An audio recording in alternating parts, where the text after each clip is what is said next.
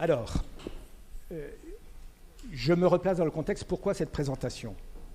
En tant que scientifique et dirigeant un centre de recherche clinique dont la vocation est quand même de mettre une infrastructure et un contenu scientifique à la disposition des industriels qui font des compléments alimentaires, qui font des aliments, qui font des ingrédients, pour leur dire ne faites pas n'importe quoi. De toute façon, vous aurez les autorités administratives, soit françaises, soit d'autres pays d'ailleurs, soit de l'Europe sur le dos. Si jamais vous n'avez pas l'apport de la preuve et l'apport de l'absence de toxicité, eh bien, ça ne marchera pas et vous n'aurez pas d'allégation. Donc nous aidons les industriels à faire tout un travail scientifique, et ceci n'est qu'un exemple. Alors sur un autre aspect que les acides gras, mais vous verrez que c'est quand même relativement lié.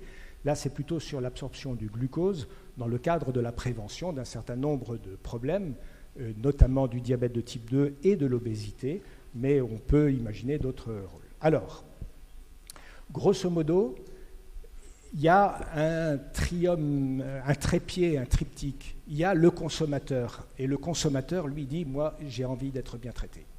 J'ai envie de ne pas avaler n'importe quelle cochonnerie. C'est vrai que sur Internet, je trouve tout ce que je veux, mais quelle est la vérité là-dedans? Pour s'y reconnaître, ce n'est pas évident. Et en même temps, il y a une attente très forte. Alors, deuxième point, ce sont les industriels. Ils savent bien qu'ils peuvent faire des produits très rapidement. Et puis s'ils ont le contrôle des fraudes sur le dos, ils retirent le produit et puis ils ne risquent pas grand-chose, mais que s'ils veulent vraiment travailler sur leur crédibilité, il faut qu'ils aient une performance scientifique prouvée, et ça, c'est, je crois, de plus en plus vrai. Et puis troisièmement, il y a les exigences réglementaires. Là, je vous ai mis les autorités AFSA, EFSA, FDA, mais vous en avez d'autres. Je ne sais pas si au niveau du Maroc, vous avez une autorité indépendante qui regarde ce type de contrôle, mais dans beaucoup de pays, ça existe. Donc, il y a une forte convergence d'intérêts impliquant la collaboration entre les industriels et les scientifiques. Alors, comment valoriser les bénéfices des ingrédients? Je vous avais mis un certain nombre de choses, mais ça, on n'a pas le temps d'y revenir, mais disons qu'il faut passer par des démarches extrêmement rigoureuses qui sont administratives et réglementaires, et ça, de façon générale, les industriels ont un peu du mal à s'y reconnaître. Donc, c'est des gens qui sont beaucoup plus à même de discuter de ce genre de protocole auquel ils font appel.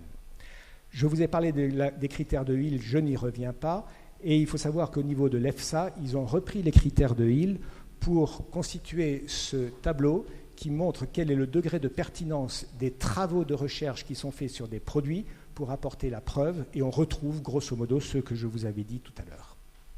Alors, un exemple dans le diabète et le surpoids, c'est avec un extrait de pomme, et cet extrait de pomme, c'est la floridzine, qui est un polyphénol faisant partie donc d'une certaine famille. Attendez voir, qu'est-ce que j'ai fait? Voilà. Alors, juste un très bref rappel, mais vous le connaissez par cœur, c'est que lorsque on mange du glucose, des sucres, enfin quand on mange de toute façon, vous allez avoir une sécrétion de l'insuline. L'insuline fait pénétrer ce glucose.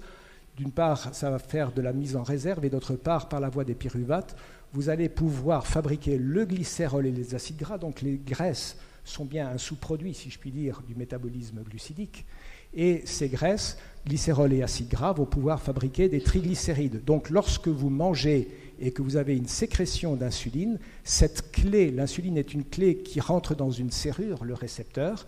Eh bien, le fait que la clé rentre dans la serrure vous permet de stocker. L'insuline est une hormone de croissance, une hormone de stockage. On fabrique des graisses. On a mangé tout à l'heure, eh bien, on a fabriqué de la graisse dans ses fesses, dans son ventre, partout. Et puis, maintenant qu'on est à jeun, et en plus, on va être un peu stressé, le temps presse, etc. Donc, on n'a plus d'insuline puisqu'on n'est plus en train de consommer, ou bien cette nuit, vous n'aurez plus d'insuline parce que vous ne mangez pas, j'espère en tout cas. Et à ce moment-là, vous avez le cortisol, on en a parlé ce matin, qui devient dominant.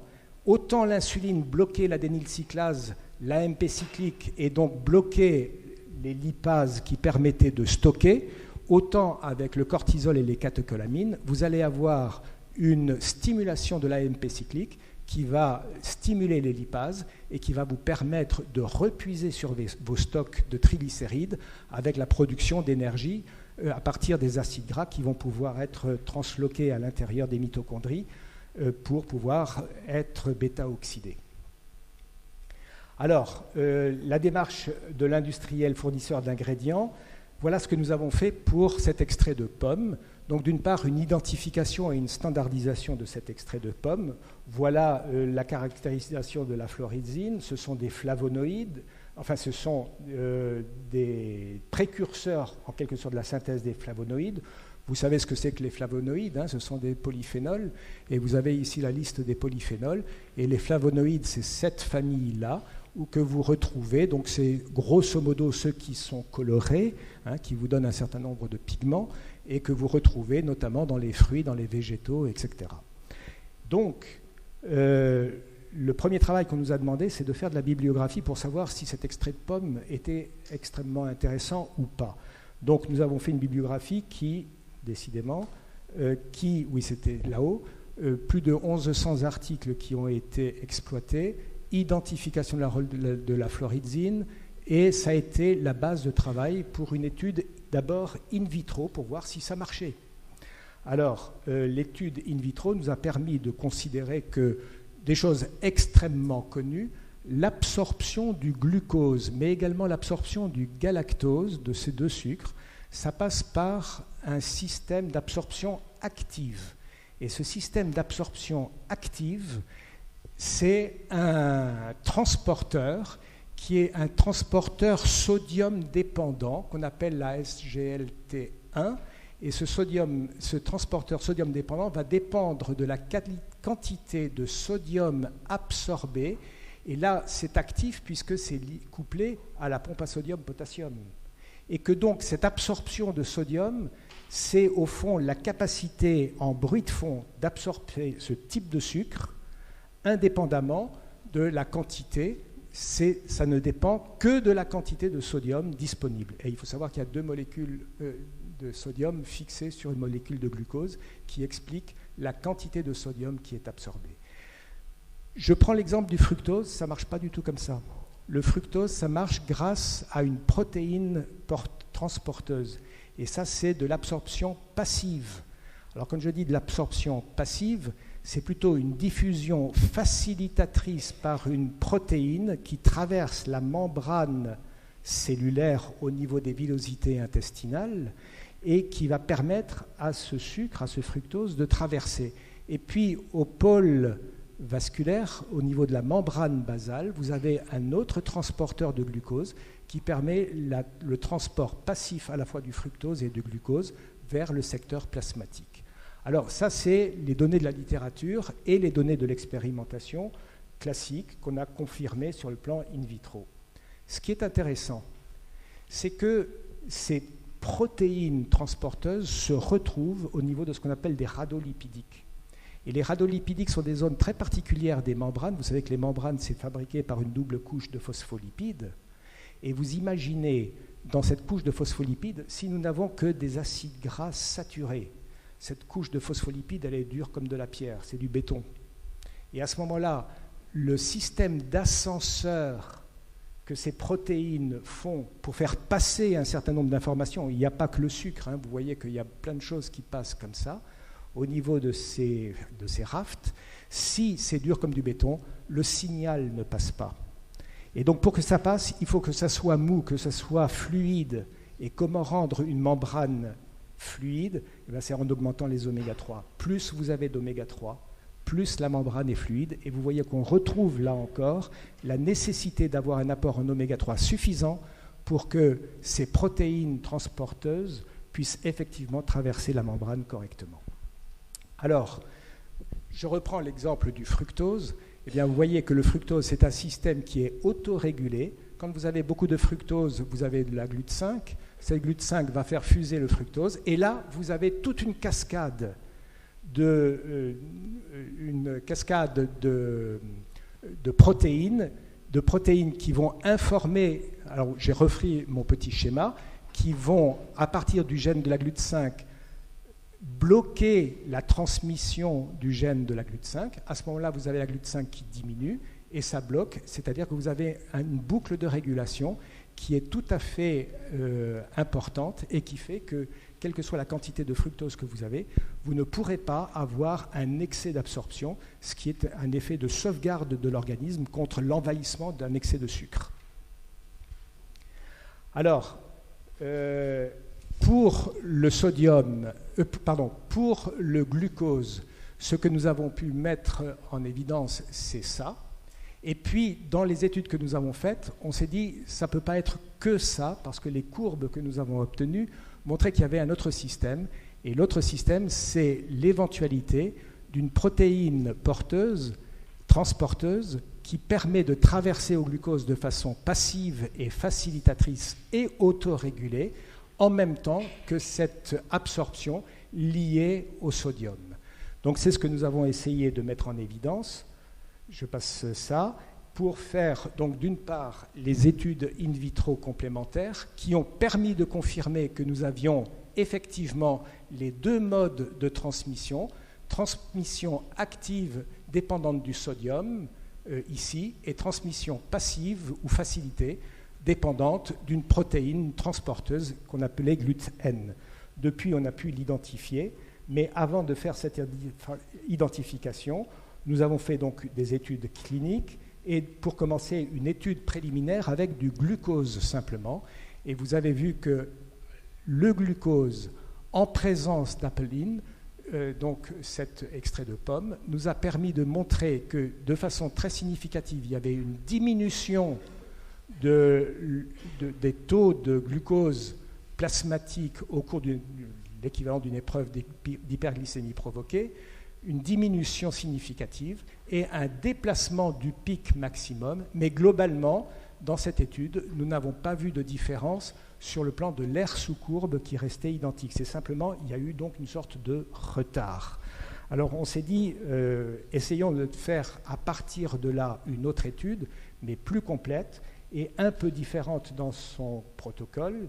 Et nous avons pris donc 2 fois 18 volontaires avec un certain nombre de tests répétés, avec la consommation de gélules contenant le produit, mais avec du saccharose et non plus avec du glucose. Pourquoi du saccharose ? Alors ça, c'est le résultat. Et vous voyez qu'on n'a en fait pas tout à fait obtenu la même chose, mais surtout, on a eu une très nette diminution significative de l'aire sous courbe avec le produit extrait de pomme par rapport au placebo. Et donc, on s'est posé la question du niveau d'action. Il faut savoir que le saccharose, c'est une association de fructose et glucose. Eh bien, nous avons pu montrer que la florizine agissait à 3 niveaux. D'une part, empêcher l'hydrolyse du saccharose en fructose et glucose, c'est-à-dire que diminuer la présentation du fructose au niveau de son transporteur. Deuxièmement, empêcher ou inhiber partiellement le transport actif, puisque avec la florizine, le complexe florizine-glucose s'opposait au transport par le sodium du glucose. Et troisièmement, alors la littérature nous a permis de conclure que c'était bien de la GLUT1 et de la GLUT-N qui existaient pour le transport du glucose et que ce transport lui-même était autorégulé, ce qui explique la diminution importante de l'aire sous courbe, c'est-à-dire qu'au fond, nous avons diminué la capacité d'avoir un index glycémique élevé. On a rendu cet index glycémique beaucoup, beaucoup plus bas, et non seulement l'index glycémique, mais également le mot m'échappe maintenant, enfin quand on le rapporte à la quantité de glucose, si vous voulez. Alors là, je ne reviens pas. En conclusion, eh bien, ça entraîne une diminution de 11,12% de l'aire sous courbe qui induit une baisse de la sécrétion d'insuline. Et vous savez que la baisse de la sécrétion d'insuline va être tout à fait efficace également dans la maîtrise du poids. Donc voilà ce que je voulais vous dire à propos de cette... tout le reste, c'est... Voilà.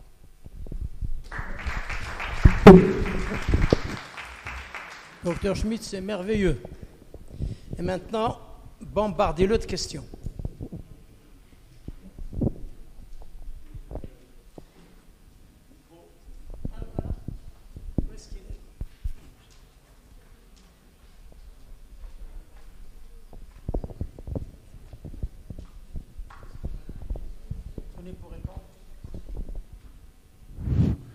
Merci Bernard de ces excellentes interventions. Deux petites choses à propos du CLA. Une bonne douzaine d'études épidémiologiques montrent que la consommation de produits laitiers est associée à une diminution du risque de syndrome métabolique. Et c'est assez net. Donc, dans quelle mesure ceci ne pourrait pas être attribué non seulement au calcium, et là les hypothèses ne sont pas formelles, mais pourquoi pas au CLA. Et toujours sur le CLA, tu as évoqué brièvement le cancer. Moi, je pense qu'il y a, les travaux de Bougnou en particulier suggèrent assez fortement que le CLA serait protecteur. Le problème, en tout cas dans les études in vitro, dans les études chez l'homme, on a plus de difficultés à le montrer. Chez l'animal, il y a des choses, dans la mesure où les quantités de CLA qui sont nécessaires pour obtenir un effet ne peuvent pas être facilement obtenues par des apports normaux en produits laitiers. Donc en fait, on a une limitation du fait de cette quantité qui est peut-être insuffisante. Voilà, alors, deux petites questions. Oui, alors pour répondre à la deuxième, je crois que c'est toi ce matin qui a cité donc, cet énorme travail de synthèse sur les risques entre nutrition et cancer, qui a été publié par la Fédération des associations de cancérologie, je crois qu'aux États-Unis. Un des éléments liés à la consommation de produits lactés, c'est le cancer de la prostate, un cancer hormonodépendant. Or, il semblerait que les CLA justement s'opposent par d'autres mécanismes au cancer hormonodépendant et notamment au cancer du sein. Donc un des problèmes qui se pose, est-ce que cette constatation est fortuite, et si ce n'est pas fortuit, quel est le composant du lait, parce que le lait c'est quand même quelque chose d'éminemment complexe, quel est le composant du lait qui va être réellement soit protecteur, soit initiateur de la cancérogénèse. Personnellement, je n'ai pas de réponse à donner. Quant au calcium, bon, tu connais encore bien mieux que moi la relation entre calcium, tout ce qu'on en a dit, c'est vrai, et en même temps, on a bien le sentiment que toutes les explications données sont insatisfaisantes, puisqu'elles sont incomplètes. On est en train de construire un puzzle, et il nous manque encore plein de pièces à ce puzzle.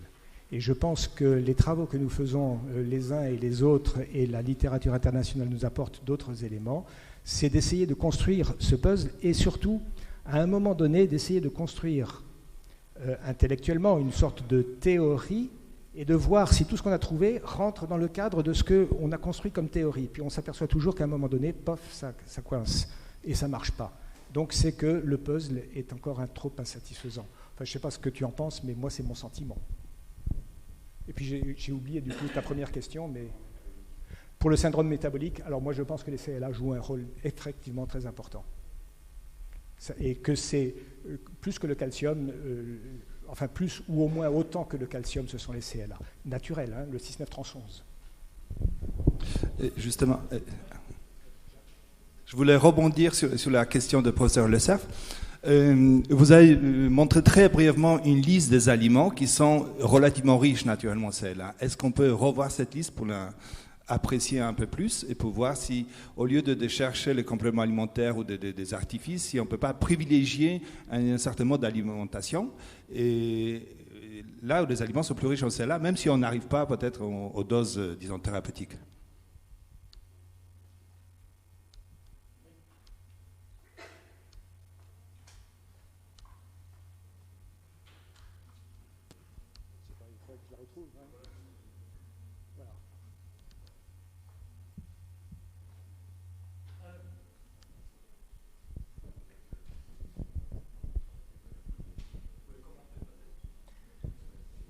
Le commentaire, c'est d'abord qu'on est dans des fromages de chèvre, des fromages de brebis ou des fromages de vache.